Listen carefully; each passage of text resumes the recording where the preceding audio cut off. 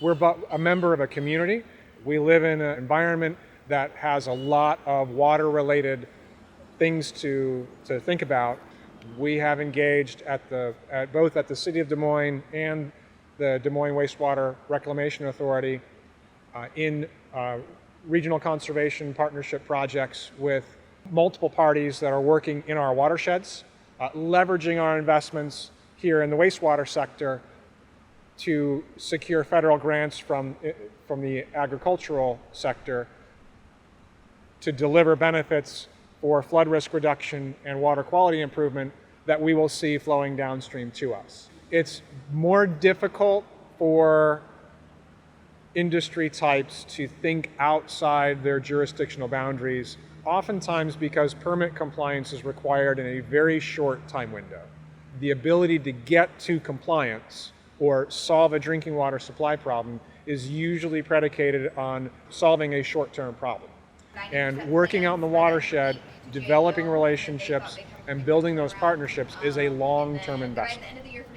But taking a long-term perspective and investing up in the watershed is a necessary part of building a holistic, long-term solution. We are raising our levees, we are building better flood control structures, and investing millions and millions of dollars to flood harden our wastewater treatment plant to solve our immediate problem of our flood risk. We are also engaging with our partners upstream to try to solve future problems before they become problems, before they become an existential crisis and an emergency that requires the expenditure of millions of dollars over a relatively short-term period.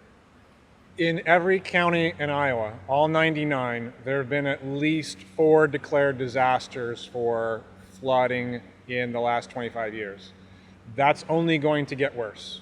Billions and billions of dollars worth of flood damages to Iowa communities across the state, large and small. The best solution to flood control is to work out on the landscape to keep that water where it lands and enhance the ability of the landscape to hold and retain that water in a distributed fashion. Simply taking the unprofitably farmed land out of production, where farmers are losing money on every acre planted on the edges and the marginal lands, drops flood risk by 10 to 15% just off the top. So it just makes sense to work with your watershed partners, to engage with people outside the walls of the wastewater treatment plant, outside the jurisdictional boundaries of a city, to try to act collectively and cooperatively to reduce flood risk, because it affects everybody, not necessarily equally, but it affects everybody in the state of Iowa. We treat the wastewater for a population of 650,000 across the entire metro area. Almost the entire metro, every member of metro community is hooked in and cooperatively operating this wastewater treatment plant. Our wastewater treatment plant was designed and built in the 1980s, so it was part of the plan then to remove everything that was subject to regulation at that time. And then the combined sewer overflow policy of the 1990s saw more expansion of what was to be done here. And then the voluntary nutrient reduction strategy for the state of Iowa is adding yet another layer of things that must be done.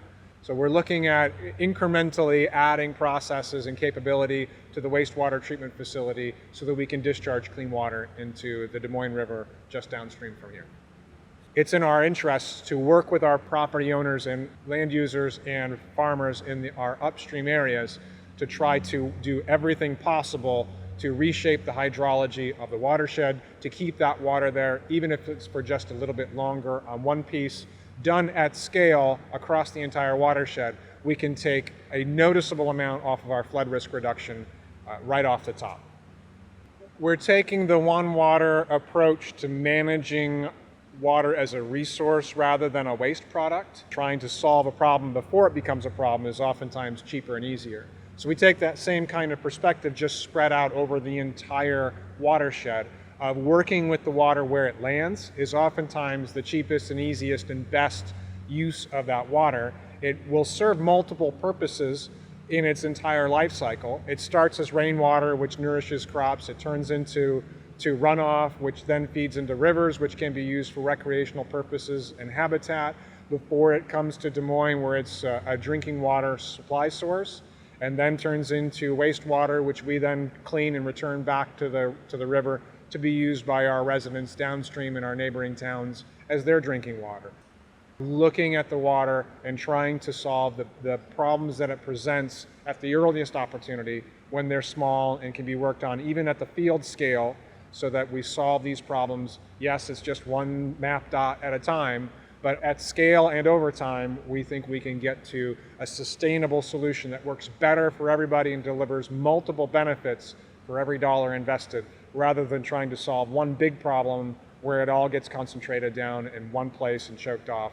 That tends to be difficult and expensive, possible, but difficult and expensive, and a greater challenge to furnish gray infrastructure to solve what could be a green solution elsewhere. I mean, Mother Nature is inexorable, but we can work to alter our landscape and our use of that landscape in easy ways, in some cases, to mitigate that risk and reduce the likelihood or the severity of future flooding.